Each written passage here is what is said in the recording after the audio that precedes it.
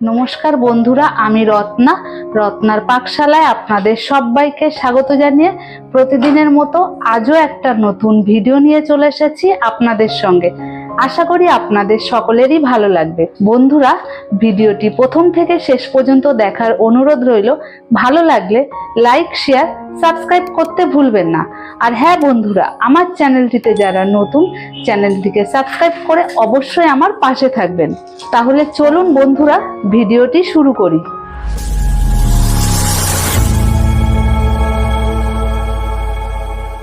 বন্ধুরা, আজ আমি আপনাদের সঙ্গে শেয়ার করব এঁচোড় চিংড়ি। আপনারা কিভাবে ঘরোয়া পদ্ধতিতে ঘরোয়া উপকরণ দিয়ে খুব সহজেই এই এঁচোড় চিংড়ি বানাতে পারবেন, সেই রেসিপিটা আপনাদের সঙ্গে শেয়ার করব। তাহলে চলুন আমি কিভাবে এই এঁচোড় চিংড়ি বানিয়েছি আপনাদের সঙ্গে শেয়ার করি। এই দেখুন বন্ধুরা, এখানে আমি একটা কাঁঠাল নিয়েছি। এবার আমি এঁচোড়টাকে মাঝখান দিয়ে কেটে নেব।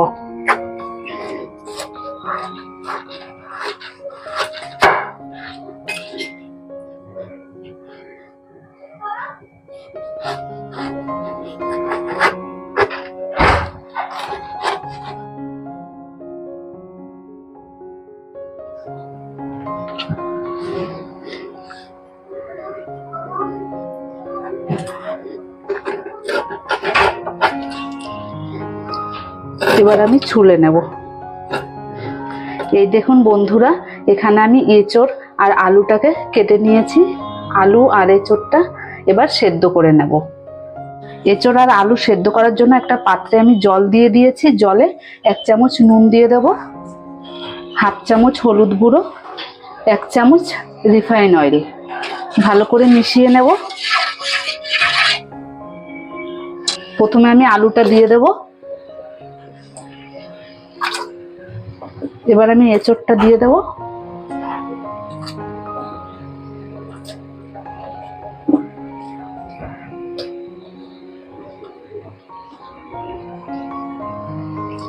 এঁচোড় আলুটা সেদ্ধ হতে হতে আমি বাকি মশলাগুলো করে নেব।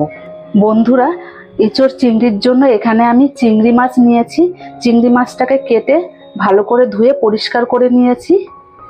এবার চিংড়ি মাছটাকে রেখে আমি একটা মিক্সি জার নিয়েছি। মিক্সি জারে দিয়ে দেব 4 টুকরো আদা, বেশ কয়েকটা রসুন, বড় সাইজের একটা টমেটো, 5-6টা কাঁচা লঙ্কা, 1 চামচ ধনের গুঁড়ো, 1 চামচ জিরে গুঁড়ো। এখানে দিয়ে দেব 7-8টা কাজু বাদাম, দিয়ে দেব পরিমাণ মতো জল। এবার একটা আমি মিহি পেস্ট করে নেব। এই দেখুন বন্ধুরা, সমস্ত মশলাগুলোকে পেস্ট করে নিয়েছি। আর এখানে একটা পেঁয়াজ নিয়েছি, পেঁয়াজটাকে কেটে নেব। মশলাটা করতে করতে আমার এঁচোড়টা সেদ্ধ হয়ে গেছে। এবার আমি নামিয়ে নেব। এঁচোড়টা রান্না করার জন্য কড়াই বসিয়ে দিয়েছি। এবার আমি পরিমাণ মতো তেল দিয়ে দেব। তেলটা গরম হয়ে এসেছে। এবার আমি এঁচোড়গুলো ভেজে নেব।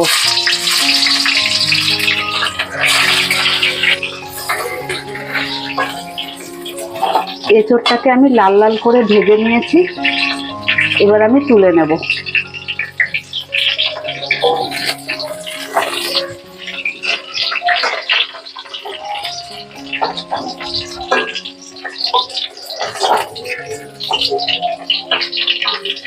এঁচোড় ভাজা তেলের মধ্যে আমি আলুটা ভেজে নেব।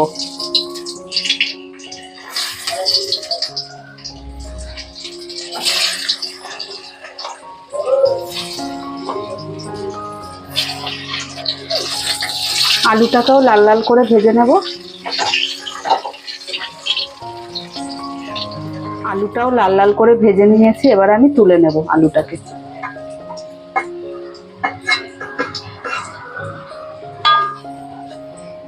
আলু ভাজা তেলের মধ্যে চিংড়ি মাছটাকে ভেজে নেব।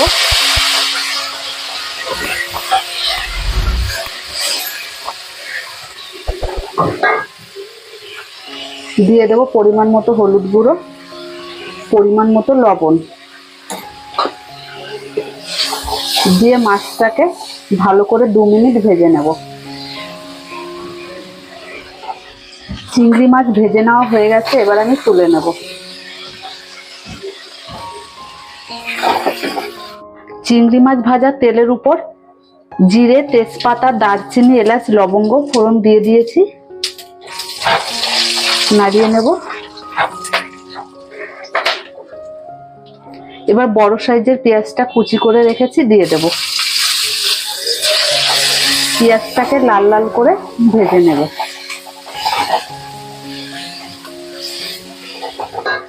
পেঁয়াজটাকে লাল লাল করে ভেজে নিয়েছি। এবার যে মশলার পেস্টটা করে রেখেছি পেস্ট দিয়ে দেব।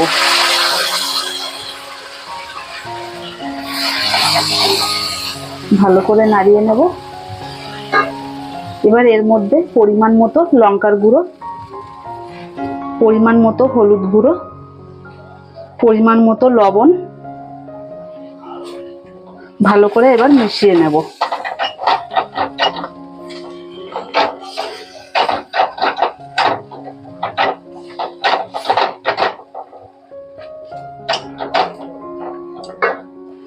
আর দিয়ে দেব সামান্য পরিমাণ একটু চিনি।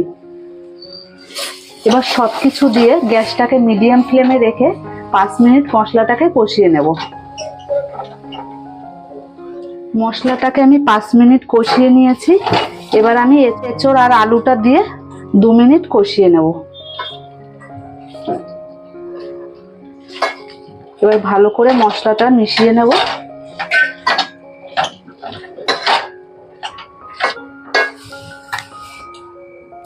একই সঙ্গে চিংড়ি মাছ দিয়েও কষিয়ে নেব।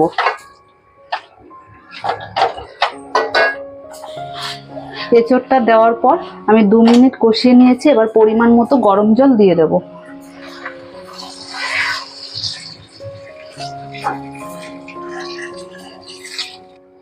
এবার নাড়িয়ে নেব।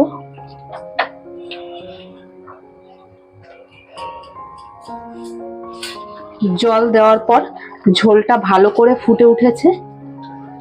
এবার আমি ঝোলটাকে 10 মিনিট ফুটিয়ে নেব, যতক্ষণ না এঁচোড় আর আলুটা সম্পূর্ণভাবে সেদ্ধ হচ্ছে।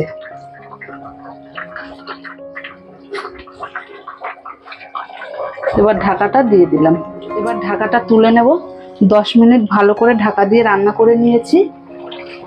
এবার দিয়ে দেব 1/2 চামচ গরম মশলার গুঁড়ো, নাড়িয়ে নেব।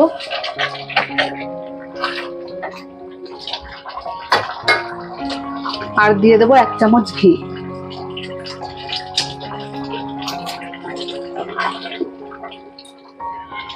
এই দেখুন কত সুন্দর সেদ্ধ হয়েছে, দেখেছেন? এবার গ্যাসটাকে বন্ধ করে দেব। আমার এঁচোড় চিংড়ি রান্না হয়ে গেছে। বন্ধুরা, আমি একটা বাটি নিয়ে নিয়েছি। এবার এঁচোড় চিংড়িটা আমি নামিয়ে নেব।